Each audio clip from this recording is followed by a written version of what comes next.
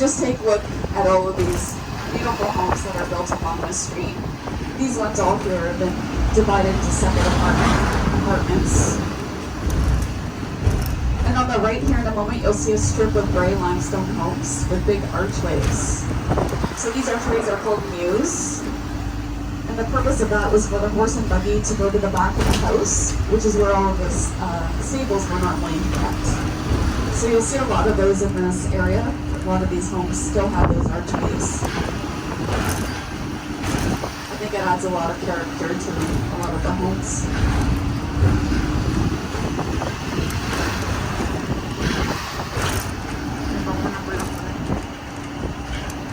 This house here on the left-hand side is one of my favorites in Kingston.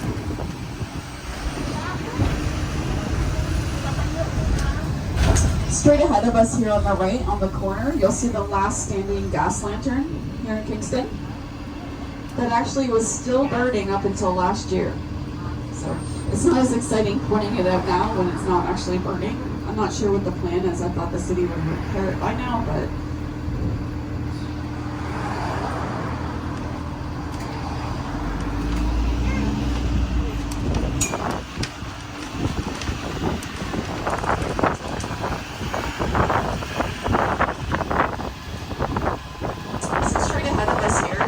what we call the Kingston dry dock.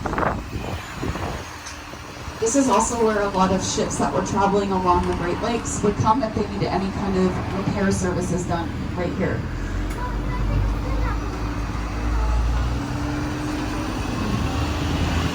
And coming up on the left-hand side after this apartment building, we'll be passing by the Pump House Museum.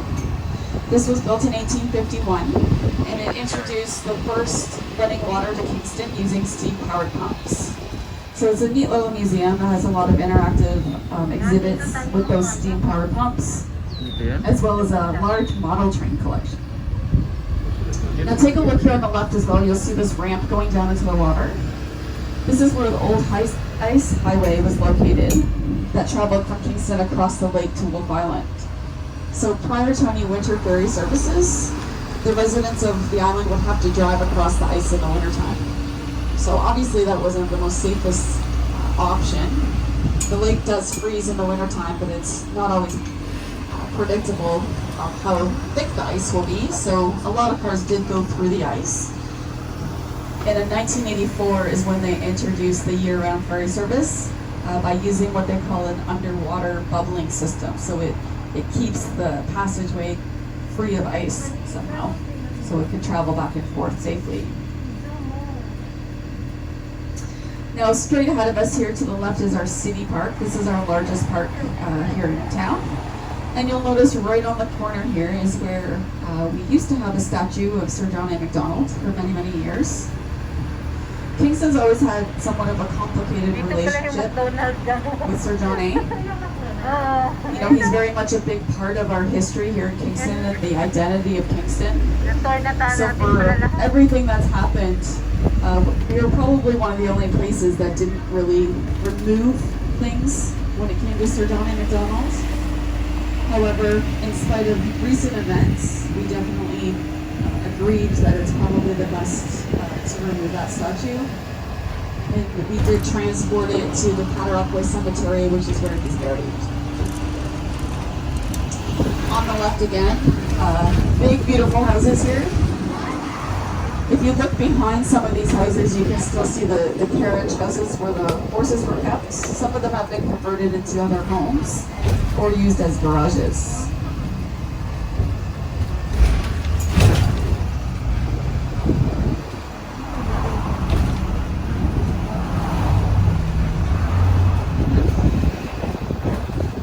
We'll be passing by on the left-hand side the fourth and the last Martello Tower that we have here in Kingston. This is Burning Tower. Burning Tower was converted into a museum that displayed the living quarters for soldiers back then when they lived inside the tower. Unfortunately, it's been closed during COVID. This area of land, or this whole area here is very, very beautiful here in Kingston. On the right-hand side is our main hospital, Kingston General Hospital. You can see is a very nice waterfront trail and park. But back in the 1800s, this was much different around here. Most of you have probably heard what a coffin ship is. In the year of 1847, Kingston experienced a very tragic year with typhus coming to Kingston on these coffin ships. That year alone, there was 40 coffin ships that arrived over from Ireland and England. And unfortunately, a lot of the cargo were very, very ill with this typhus disease. Some immigrants did make the journey, and what would happen is the boats would all line up right here as we are driving by along the waterfront. The immigrants that did survive would get off the ships. If you were sick, you were placed into what they called a feeder shed. So all along the waterfront here were a bunch of wood structures that if you were sick with typhus, you would have to go inside the feeder shed to quarantine. If you weren't sick, you would be left to wander the streets here, begging for money because you had none and you had nowhere to go. And if you didn't make the journey, your body would be dumped on the side of the lake here. We had over 1,200 bodies in the year alone that were dumped on the side of the lake for us to deal with. So unfortunately, Kingston had a big crisis, and a lot of mass grave sites were created throughout the city. As you can see today, it's much different. At the end here, the city invested a lot of money a few years ago into this swimming area. They built some steps and a little bridge there, which is called the Gordon Downey Memorial Bridge. So that bridge has been dedicated to the lead singer of the tragically hip who passed away. Very popular spot for Queen students to come.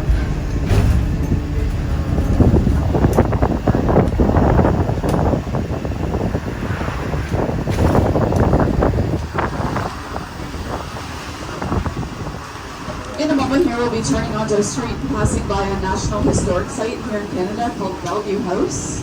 This is the home where Sir John A. and his family lived for a brief period of time in the late 1800s. Back then, this was considered the countryside. It was far enough away from the city limits. And unfortunately, Sir John A.'s wife, Isabella, was very, very ill at the time. So he hoped by moving out here to the country would really help her in her recovery with the fresh breeze from the lake and the quiet. But unfortunately did not. Her illness got much worse and she ended up dying, unfortunately. But this is the home where they lived on the right. It's a little hard to see it through the trees at this time of year. The Bellevue House has been designated a National Historic Site and turned into a museum. The inside of the museum has been closed for the last 2 summers. There's a lot of extensive repairs that need to be done that just hasn't been approved by the government, the budget, quite yet. But you are allowed to come and walk around the outside of the property. And they have a very informative visitor center here that's free of charge. That has a lot of information about Canadian politics as well as the conflict between Sir John A. Macdonald and Indigenous people. So it's a neat little place to visit. This neighborhood we're driving through back then was called the Western Liberties, and this also was a lot of wealthy Kingston residents who would build big country homes. Most of the houses have been torn down and built over. But some of the original ones still exist. This one on the left that we're passing by with the white picket fence here is called the Barberry Cottage. This was one of the original ones from that time. As well as the one on the left at the very end here, the yellow and green house. This was also from that time as well.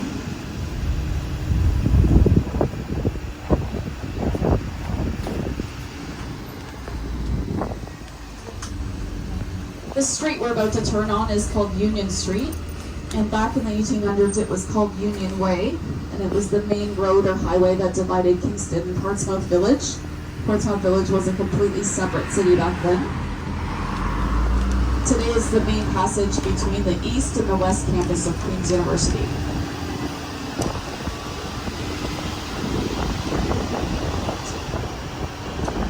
This building on the left that we're passing by is the back entrance to St. Mary's of the Lake Hospital. It's more attractive from the front, which we'll see a little bit later. This was built in 1867. It was used as a convent and then turned into a boarding school for girls. But in the early 1900s, it was converted into an orphanage for children. And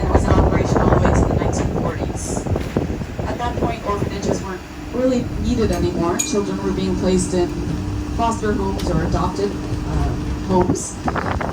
So it then turned into a hospital, St. Mary's of the Lake, which then closed down about 3 years ago. That building has still been abandoned. They talked about using it as a COVID hospital for COVID patients, but for some reason it didn't get approved and that never happened. So it still remains vacant.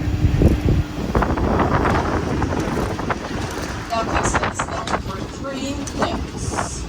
We're known for our military, we're known for our universities, and the third thing is penitentiaries.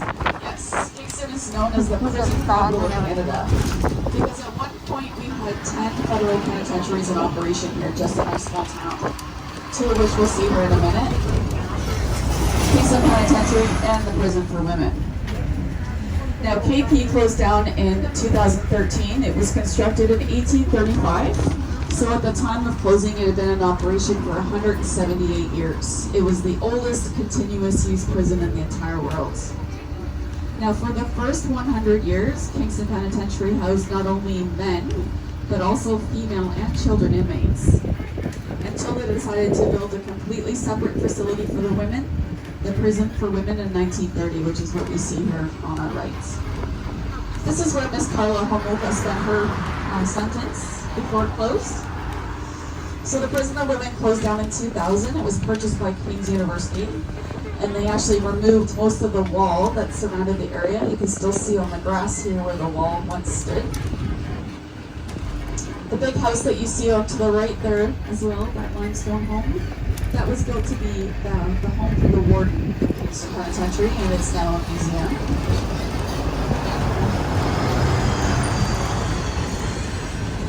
And Kingston Penitentiary is straight ahead of us. Now this prison was known as the most notorious prison here in Canada. This was the prison that any inmate across the country feared being sent to. And this was the prison that if anyone was misbehaving at any of the penitentiaries were threatened to be sent to. So they would always switch their behavior to be very low because they did not want to come here. Kingston Pen could take 500 inmates at a time. All of them had their own separate cells. And of course, the worst of the worst would all be sent here to do their life sentences. So this is where Leonardo was. This is where Clifford Olson spent his life sentence, as well as Russell Williams, who was the former commander of CFB Trenton recently. He spent his life sentence here before close. If you take a look above the main entrance as we drive by here, you'll see a big white tower. Inside that tower, there's a bell. Now the rule was if you